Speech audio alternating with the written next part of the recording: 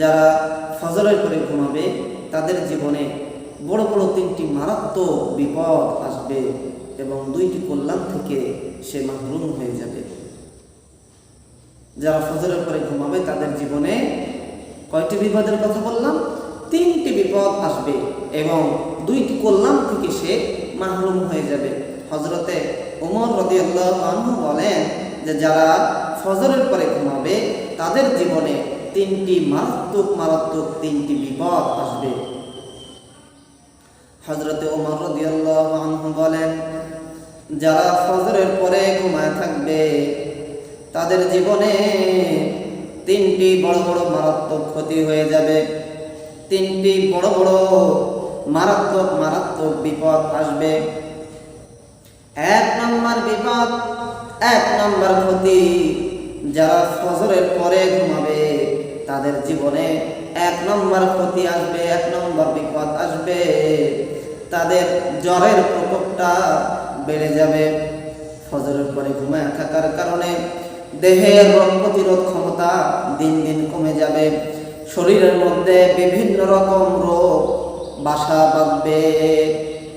2 নম্বর যে বিপদ আসবে, হযরত ওমর রাদিয়াল্লাহু আনহু বলেন যারা ফজরের পরে ঘুমায় থাকবে তাদের জীবনে 2 নম্বরে যে বিপদটা আসবে সেই বিপদটা হচ্ছে দিন দিন তাদের যৌন শক্তি, যৌন ক্ষমতা কমে যাবে। 3 নম্বর বিপদ, চেহারার লাবণ্যতা দিন দিন নষ্ট হয়ে যাবে, চেহারার সৌন্দর্য দিন দিন কমে যাবে।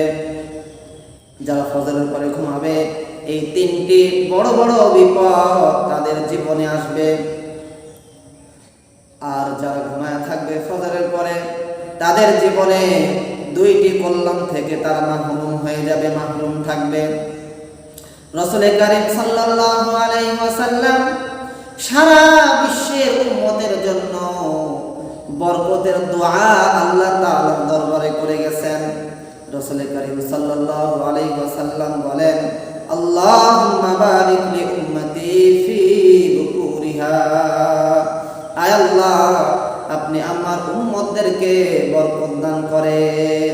যারা ফজরের পরে ঘুমায় থাকবে এই একটি কল্যাণ থেকে, এই কল্যাণের দোয়া থেকে, এই কল্যাণ থেকে মাহরুম হয়ে যাবে। আর 2 নম্বর কল্যাণ হচ্ছে রাসূল কারীম সাল্লাল্লাহু আলাইহি ওয়াসাল্লাম হাদিসের মধ্যে বলেন ফজরের পরে আল্লাহ পাক রিজিক বন্টন করেন। এই রিজিক বন্টনের কল্যাণ থেকে ওই ব্যক্তি মাহরুম হয়ে যাবে। সম্মানিত মুআজ্জাজ হাজিরিন, হযরত আব্দুল্লাহ ইবনে আব্বাস রাদিয়াল্লাহু আনহু তিনি একদিন সকালবেলা ঘরের মধ্যে প্রবেশ করে দেখেন যে তার ছেলে, তার সন্তান ঘুমিয়ে আছে। তিনি তার সন্তানকে ডাক দিলেন যে ও আমার সন্তান, তুমি এখন কেন ঘুমিয়ে আছো? এখন তো রিজিক বন্টনের সময়, তুমি ঘুমায় থেকো না।